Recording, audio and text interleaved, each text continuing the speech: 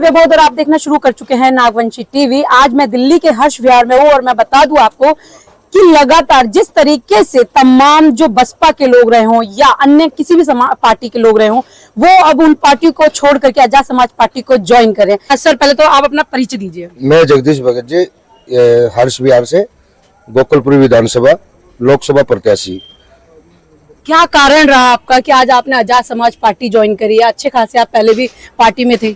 हाँ, मैं एनसीपी में सचिव था और उसी से मैंने इलेक्शन भी लड़ा है, लेकिन हमारी जो विचारधारा थी उसका वहाँ पे एक कहते हैं ना, दम घुटता है, गला घुटता है, वो चीज वहाँ हो रही थी। मतलब एक ये होता है कि और भी बहुत सारी पार्टियां थी, बसपा भी थी, सपा भी थी, लेकिन आपने मेन जो आजाद समाज पार्टी ही क्यों चुनी आज? क्योंकि इसको चुनने का मेन मुद्दा ये है कि हमारे जो राष्ट्रीय अध्यक्ष इसके हैं चंद्रशेखर जी नगीना सांसद भी हैं और उनके अंदर एक जज्बा है। अपना जहां भी किसी पे भी अत्याचार होता है वो सबसे पहले वो वहां मिलते हैं और आवाज उठाते हैं, और भी है लेकिन कोई नहीं आया सामने आज तक। इसलिए हमें अपने घर वापसी करनी पड़ी, क्योंकि जब हमारे लिए एक इंसान इतना जमीनी स्तर से सांसद तक पहुंच सकता है तो वो हमें और आगे ले जाने के लिए प्रधानमंत्री की कुर्सी तक भी पहुंच सकता है। अच्छा, क्या कार्य करने वाले हैं आप आजाद समाज पार्टी में? क्योंकि आपने पहले भी एक आश्वासन दिया था कि मैं इस पार्टी में रह करके तमाम उन मुद्दों को, यानी कि बहुजन समाज के जो लोग हैं उनकी आवाजों को बुलंद करूंगा, लेकिन आपने खुद बताया कि मेरा उस पार्टी में दम घुट रहा था। अब ये बहुजन समाज विचारधारा पर चलने वाली पार्टी है, तो क्या जो आपके बहुजन समाज विचार के जो लोग हैं उनकी जो विचारधारा? काव्या जी, मैंने आपको पहले भी बताया, फिर मैं आपको बताना चाहता हूँ कि वहाँ पे हम अगर कोई आवाज उठाते थे तो उस आवाज को वहीं दफन किया जाता था। तो इसलिए हम वहां से जाते थे तो हमारा एक मीटिंग में बैठने का भी दिल नहीं करता था, क्योंकि वो विचारधारा थी नहीं। इलेक्शन के टाइम पे सिर्फ इनको क्या करना है, वोट के चक्कर में हमारे समाज को और सभी समाज को, जिसमें बाबा साहब ने सभी समाज के लिए किया है, लेकिन ये सिर्फ वोट के लिए। उस टाइम पे इनको संविधान याद आता है और उस टाइम पे ये हमारा बहुजन समाज याद आता है। उसके बाद में हमारे बहुजन समाज के साथ में कितना अत्याचार होता है। अभी कपसाड़ में देखो, कोई गया तो नहीं हुआ। एक हमारे सिर्फ ये चंद्रशेखर जी वहां अपनी जान हथेली पर रख के पहुंच गए और पुलिस ने जाने नहीं दिया। हद उनकी उन्होंने कोशिश करी वहां तक पहुंचने की, ठीक है। माँ की हत्या कर दी जाती है बेटी के सामने, बेटी को किडनैप कर लिया जाता है। तो ये अत्याचार तो हमारे पे शुरू से ही होता जा रहा है और हो रहा है और आगे भी होता रहेगा। अगर हम आज नहीं जागेंगे तो ये ऐसे ही चलता रहेगा। अच्छा, एक सवाल और आपसे ले लेते हैं। जो आजाद समाज पार्टी अब आपको जिम्मेदारी देगी, क्या आप उसको पूरी तरह निभा पाएंगे? देखिए, मैं सबसे पहले आपको बता दूं, मेरे को चाहे आजाद समाज पार्टी एक कार्यकर्ता के रूप में भी मेरे को उन्होंने ले लिया है, चाहे वो मेरे को कोई भी जिम्मेदारी देगी, मैं उसको अपने तन मन धन, अपने एक एक खून की बूंद भी आजाद समाज पार्टी के लिए मेरी है, जब तक मैं जीऊंगा। चलिए, जब तक मैं जीऊंगा एक एक खून की बूंद, यानी आजाद समाज पार्टी के लिए। दो शख्स और हैं हमारे पास, एक प्रभारी और एक अध्यक्ष, यानी कि अनिल सागर जी और बालक राम जी। इनसे भी बातचीत कर लेते, क्योंकि ये लोग भी पहले पार्टियां छोड़ करके आजाद समाज पार्टी में है। अब ये लोग क्या ऐसा करने वाले कि जितने तमाम पार्टियों में हमारे बहुजन समाज के जो लोग थे वहां से ये लोग वहां निकाल करके आजाद समाज पार्टी में ला रहे। तो बालक राम सर हमारे साथ हैं, इनसे भी जान लेते, क्योंकि ये दिल्ली प्रदेश अध्यक्ष हैं। सर, मेरा एक सवाल आपसे यह है कि आजाद समाज पार्टी के जो प्लेटफॉर्म की अगर हम बात करें, आजाद समाज पार्टी तमाम जो बसपा के कार्यकर्ता थे, लगातार मैं ये देखते हुए आ रही हूँ कि इन एक साल के अंदर बसपा के लोग रहे हो जो हमेशा ये कहते थे मान्यवर काशीराम की विचारधारा पर चलने वाली बसपा, या फिर सपा के लोग रहे हो या अन्य पार्टी के लोग रहे हो, वो इस आजाद समाज पार्टी में आ रहे हैं और अच्छा कार्य कर रहे हैं। मगर एक ये सोच लिया कि आज तक बहन जी को उन्होंने प्रधानमंत्री नहीं बनाया, लेकिन चंद्रशेखर को वो देश का प्रधानमंत्री बनाने पर उतर चुके हैं आजाद समाज पार्टी के लोग। देखिए, जहां तक आप प्रधानमंत्री की बात कर रहे हैं, प्रधानमंत्री जो बनता है वो संसद से बनता है जी। जब तक आजाद समाज पार्टी के 300 सांसद नहीं होंगे तब तक आजाद समाज पार्टी प्रधानमंत्री की क्लेम नहीं करेगी। आजाद समाज पार्टी पहले वार्ड से शुरू करेगी, ग्राम पंचायत से शुरू करेगी, पंचायत के बाद फिर असेंबली में जाएगी, असेंबली के बाद फिर पार्लियामेंट में जाएगी। जब पार्लियामेंट में हम 200 से ऊपर एमपी अपना हमारे क्रॉस करेंगे तब हमारे सांसद जी अपने आप को।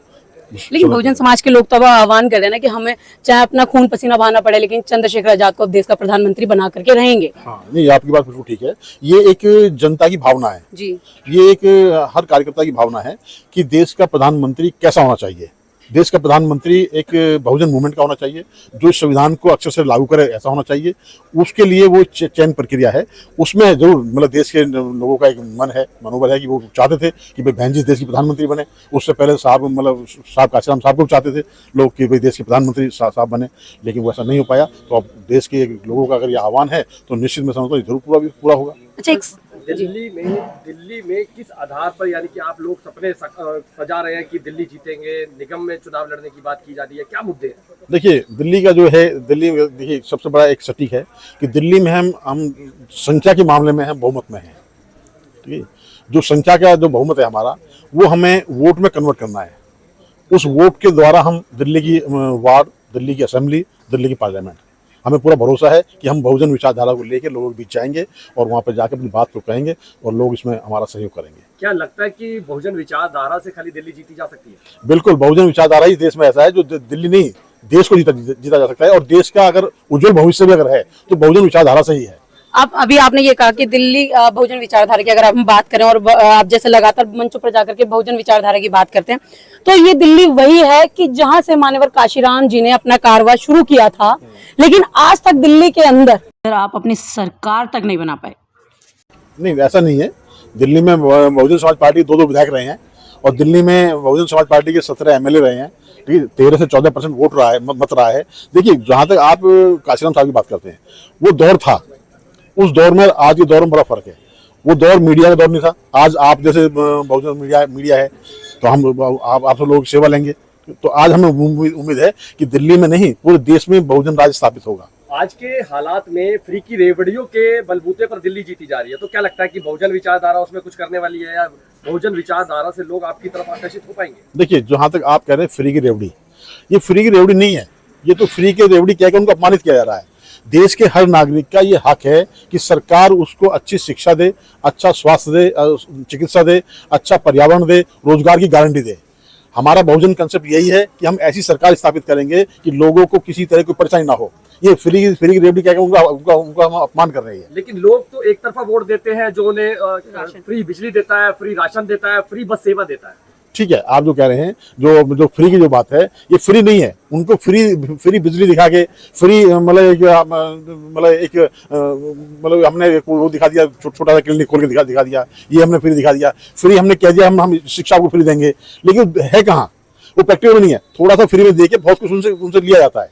आप कह रहे हैं कि छोटा सा यानी कि राशन दे दिया या कुछ, अब तो अटल योजना भी शुरू कर दी, अटल कैंटीन बन गई है जिसमें 5 रुपए में भरपेट गरीब आदमी खाना खा सकता है। भाई देखो मैं वो कह रहा हूँ, हम लोगों को रोटी नहीं देंगे, हम लोगों को रोजगार देंगे, ताकि वो लोग हमें इतना, सरकार को इतना टैक्स दे दें कि सरकार यहाँ नहीं विदेशों में मदद करे।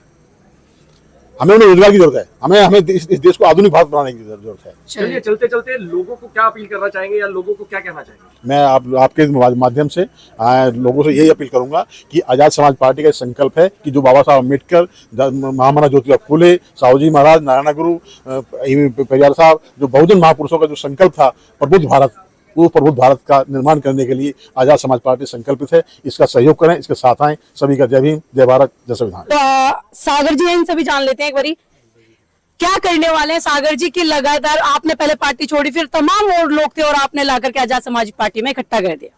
नहीं, ये तो आंदोलन है, इसमें तो आंदोलन के लोग तो चलते रहते हैं, रुकते तो है नहीं। और पहले भी बहुजन आंदोलन का ही प्लेटफॉर्म था और आज भी बहुजन आंदोलन का ही प्लेटफॉर्म है। तो बदला तो कुछ नहीं है, विचारधारा नहीं बदली है।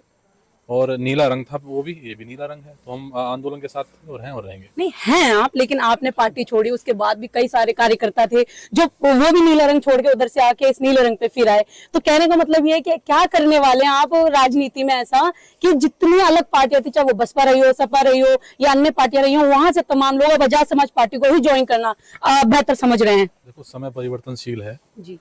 जो आज की जनरेशन है वो जनरेशन भाई चंद्रशेखर आजाद को अपना नेता मान चुकी है और इस आंदोलन में अपनी आहुति देने के लिए आ रही है। मतलब उनको ऐसा लगता है कि देश के अंदर बहुजनों का एक सिपाही के रूप में, कार्यकर्ता के रूप में जो काम कर रहे हैं भाई चंद्रशेखर आज़ाद, तो उनका अपना सहयोगी मानते हैं वो।